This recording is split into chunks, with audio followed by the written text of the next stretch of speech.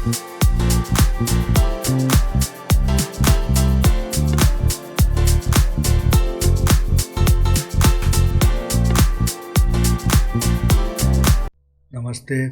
असीम आर्यावर्त में आपका स्वागत है। मेरा नाम है गौरव।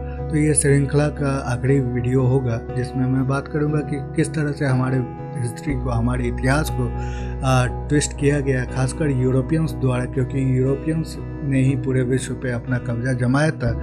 और हमें लगता है कि यूरोपियंस इतने एडवांस थे इसलिए पूरे विश्व पे उन्होंने कब्जा जमा लिया। बात ऐसी नहीं थी। मैं आगे थोड़ा डिटेल में जाऊंगा इसके बारे में।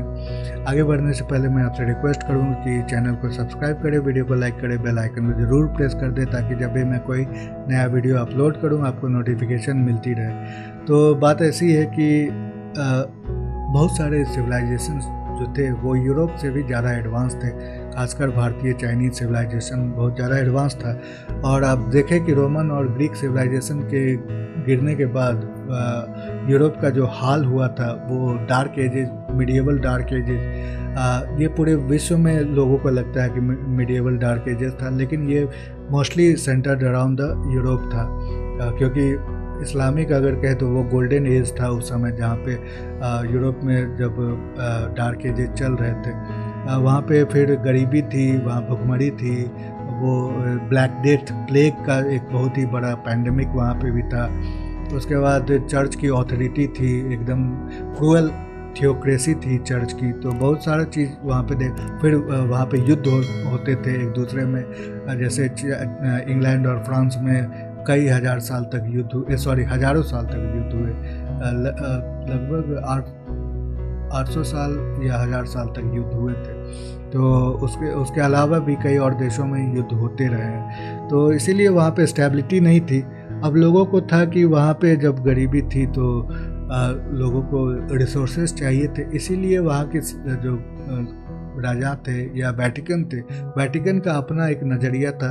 वो बाहर इसीलिए लोगों को भेजते थे ताकि कन्वर्ट कर सके क्रिश्चियनिटी में। और राजा का ये था कि गोल्ड और जितने भी वैल्यूबल चीज़ें अगर बाहर देशों में मिले तो वो लूट ले। तो इसी कारण भारत भी आए थे, इसी कारण साउथ अमेरिका, इसी कारण अफ्रीका भी, और इसी कारण चाइना भी गए थे लोग। तो और साथ में ट्रेड रूट जो था उस पर भी कब्जा करने के लिए। तो कोई अच्छे कारण से यूरोप के जो लोग हैं वो दूसरे देशों पे कब्जा नहीं किया था। ये उनके अपनी पर्सनल मोटिवेशंस थी, पर्सनल एक डीड था, उसके कारण कब्जा किया था। लेकिन हमें यही पढ़ाया जाता है कि कितने बड़े एक्सप्लोरर थे। अभी एक्सप्लोरर की जो कॉन्टेक्स्ट में मैं बात करूंगा तो क्रिस्टोफर कोलंबस का बहुत नाम आता है कि किस तरह से उन्होंने अमेरिका को उन्होंने ढूंढा था। लेकिन ये बात सही नहीं है। सबसे पहले उन्होंने बिल्कुल नहीं ढूंढा था, उससे पहले भी कई लोग गए थे। अब यहाँ पे NPR जो है ये अमेरिकन वेबसाइट है, काफ़ी ज़्यादा कहे रिस्पेक्टेड वेबसाइट मानी जाती है। उसमें ये बात बताई गई है। मैंने तो सबसे पहले वीडियो में यही बताया था कि किस तरह से मनुष्य वहाँ बहुत हज़ारों साल पहले ही जा चुके थे। लेकिन अगर यूरोप से बात की जाए तो यूरोप से भी ये पहले नहीं थे क्रिस्टोफर कोलंबस जो कि अमेरिका गए थे। यहाँ पे कुछ एग्जाम्पल्स हैं। तो 6th सेंचुरी यानी आज से लगभग 1400 साल पहले की बात है। एक आयरिश मॉन्क थे जिनका नाम था सेंट ब्रेंडन। उनके ये एक थ्योरेटिकल बात की जा रही है जो यहाँ पे ये बताया जा रहा है कि आयरिश मॉन्क अकेले गए थे और एक बोर्ड पे जिसको एनिमल स्किन से बनाया गया था, क्यूराच कहा जाता था उस बोट को। और लेकिन there is no evidence that he ever landfall in North America. तो ये एक आदमी की कहानी है। लेकिन जिस तरीके से वो गए थे उसी तरीके से 1976 में टिम सेवरिन नाम के एक राइटर, उन्होंने भी कोशिश की थी सिमिलर बोट बना के वो जाने की।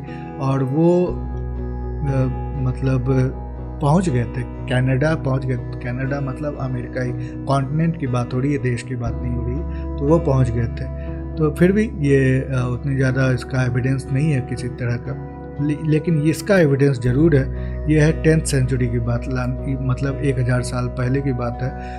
ये क्रिस्टोफर कोलंबस से लगभग 1500 साल पहले की बात है। जो वाइकिंग्स थे, वाइकिंग्स उन लोगों का कहा जाता है जो नॉर्वे, डेनमार्क और आइसलैंड के जो लोग हैं उनको वाइकिंग कहा जाता है। ये उनकी नॉर्स मिथोलॉजी बहुत ज़्यादा फेमस भी है, जैसे कि ग्रीक मिथोलॉजी और रोमन मिथोलॉजी है।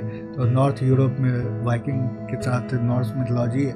उसी के एक जो बहुत फेमस देव हैं जिनको अब कार्टून बना दिया गया वो है थॉर, जो हथौड़ा चलाते हैं।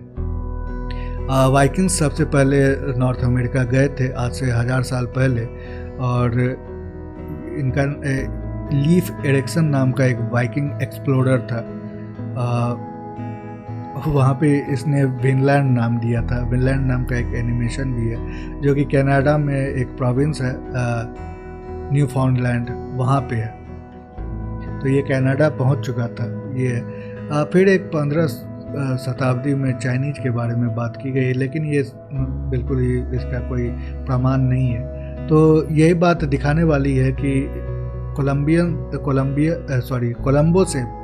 कोलंबस से पहले भी लोग वहाँ जा चुके हैं। अब इसी तरह हमें बताया जाता है कि किस तरह से वास्को ड गामा वो भारत की खोज की थी वाया सी।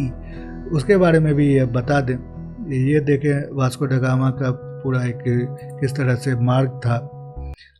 पुर्तगाल से निकले थे और इस तरह होते हुए वो साउथ अफ्रीका पहुँचे थे और फिर वहाँ से कीनिया पहुँचे थे और फिर भारत। बात ऐसी है कि कीनिया आते ही यहाँ मलिंडी नाम का जगह पे ये उनको आइडिया ही नहीं था कि भारत किधर है। तो यहाँ पे वो रुके रहे, काफ़ी सालों तक यहाँ शायद रुके रहे। फिर कोई आइडिया नहीं था कहाँ पे। अभी क्रिस्टोफर कोलंबस की जो बात कर ले तो वो भारत को ढूंढने निकले थे, जबकि पहुँच गए अमेरिका। तो इसीलिए उन्होंने जो सबसे पहले वहाँ पे उन्होंने जो भी लोग देखा उसको कह दिया कि वो इंडियन है। तो इसीलिए रेड इंडियन नाम से वो लोग काफ़ी फेमस है, जबकि भारत को ढूंढने निकले थे। तो इसी तरह वास्को ड गामा को भी कोई आइडिया नहीं था। इनका देख ले कि एक्सप्लोरिंग का या जो एक समंदर में सी फेयरिंग जिसको कहते हैं, या जो भी डायरेक्शन है वो किस तरह से ख़राब था। मैरीन डायरेक्शन या मैरीन जो भी एक्टिविटीज़ में उतनी ज़्यादा एक्सपीरियंस नहीं थे। अब वास्को ड गामा को भारत पहुंचाने का जो काम किया था वो एक गुजराती ने किया था जिसका नाम था कांजी मलम। इसने ही गाइड किया था और ये जाके फिर केरला इनको छोड़ के आया था। तो ये वास्को ड गामा खुद से केरला नहीं आए थे, इसको भारत का ही एक सी फेयरर, सी ट्रेडर वो लेके आया था। फिर यहाँ पे आके ये क्रिश्चियनिटी फैलाने आया था।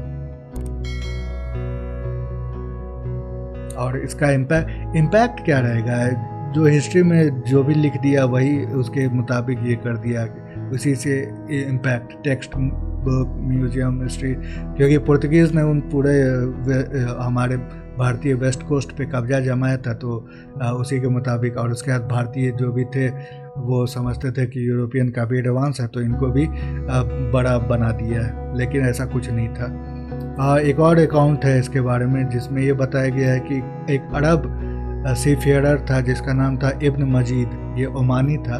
इसने पहुंचाया था वास्को ड गामा को, लेकिन इसमें ये बात बताई गई है कि इब्न मजीद और वास्को ड गामा कभी मिले ही नहीं, तो इसीलिए वो एक जगह पे भी नहीं थे।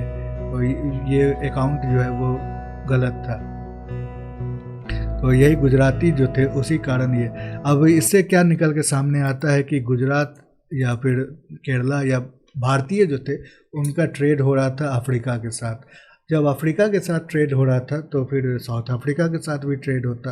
अब साउथ अफ्रीका से तक जा सकती है तो साउथ अमेरिका भी जा सकती है। अब विरोचन और विराकोचा का जो रिलेशन है वो यहाँ से निकल के सामने आता है।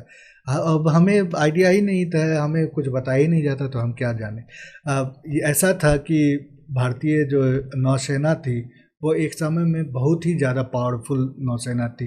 फिर चाहे वो मराठा की नौसेना हो, जिसके कारण नीदरलैंड जो यहाँ पे आना चाह रहा था वो फिर से उसकी हिम्मत नहीं हुई थी, क्योंकि भारतीय नौसेना उस समय काफ़ी, मराठा नौसेना काफ़ी ज़्यादा एडवांस थी, बहुत ज़्यादा उनके पास जहाज़ भी थे, नौकाएँ थी। उसी तरह चोला किंगडम, उनका जो चोला एम्पायर, उनका भी, उनकी नौसेना भी बहुत ज़्यादा बड़ी थी, जिसके कारण ही उन्होंने इंडोनेशिया, मलेशिया, इन सारी जगहों पे कब्जा जमाया था। उनका इन्फ्लुएंस, साथ में आप ये भी देखें कि थाईलैंड, इन जगह, म्यांमार, इन जगहों पे भी चोला एम्पायर का भी इन्फ्लुएंस था। तो यहाँ पे इमेज में अगर देखें तो ये देखें कितना ज़्यादा इन्फ्लुएंस था। म्यांमार, थाईलैंड, उसके बाद इंडोनेशिया, इसीलिए बाली जो है वो हिंदू है अभी भी। इनका भी ये जो नौसेना थी वो काफ़ी स्ट्रांग थी। तो इसीलिए हमें तो ये सब कुछ पढ़ा ही नहीं जाता, फिर कैसे हम जानेंगे कि क्या सच्चाई है क्या नहीं है। तो ये एक पूरा मेरी कोशिश थी आपको बताने की कि जो हमारी हिस्ट्री में रियल हिस्ट्री है वो इस तरह की है, जो सही इतिहास है वो इस तरह का है। तो ये आखिरी वीडियो है। आपको ये श्रृंखला कैसी लगी? इस तरह की किसी और चीज़ों के बारे में अगर आप जानना चाहें तो मुझे ज़रूर सजेस्ट करें।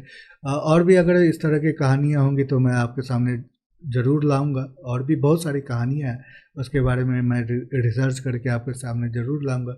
मेरे साथ ट्विटर पे भी जुड़े, फेसबुक पे भी जुड़े, और फिर से रिक्वेस्ट करूंगा कि चैनल को सब्सक्राइब करें, वीडियो को लाइक करें, बेल आइकन को ज़रूर प्रेस कर दें, ताकि जब भी मैं कोई नया वीडियो अपलोड करूं आपको नोटिफिकेशन मिलते रहे। तो चलिए चलते हैं, अभी इतना ही। अगली बार एक नए टॉपिक के साथ आपके सामने आऊँगा। तब तक के लिए नमस्ते, जय हिंद।